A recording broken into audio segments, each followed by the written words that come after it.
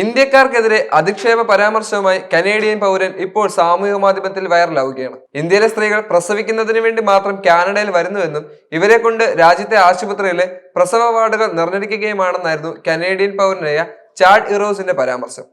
സംഭവത്തിൽ ചാഡിനെതിരെ ശക്തമായ പ്രതിഷേധമാണ് ഇന്ത്യക്കാരിൽ നിന്നും ഉയരുന്നത്. അടുത്തിടെ തന്റെ സഹോദരി പ്രസവിച്ചിരുന്നു. കുഞ്ഞിനെ കാണാൻ ആശുപത്രിയിലേക്ക് പോയപ്പോൾ നേഴ്സാണ് തന്നോട് ഇക്കാര്യം പറയുന്നത് എന്നാണ് ചാഡ് പറയുന്നത്.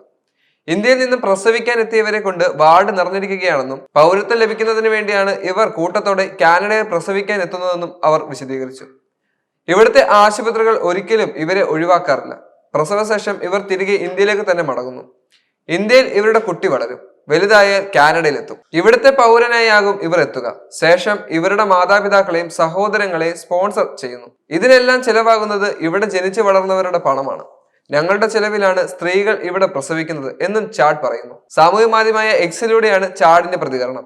സംഭവം നിമിഷ നേരം കൊണ്ട് തന്നെ സോഷ്യൽ മീഡിയയിൽ വൈറലായി. ഈ വീഡിയോ ഇന്ത്യക്കാരുടെ ശ്രദ്ധയിൽപ്പെട്ടതിന് പിന്നാലെ ചാഡിനെതിരെ വിമർശനം ആരംഭിച്ചിരുന്നു. ഏത് ആശുപത്രിയിലാണ് ഇന്ത്യക്കാരായ അമ്മമാരെ കൊണ്ട് നിറഞ്ഞതെന്ന് ചാഡ് വ്യക്തമാക്കണമെന്നാണ് ആളുകളുടെ ആവശ്യം.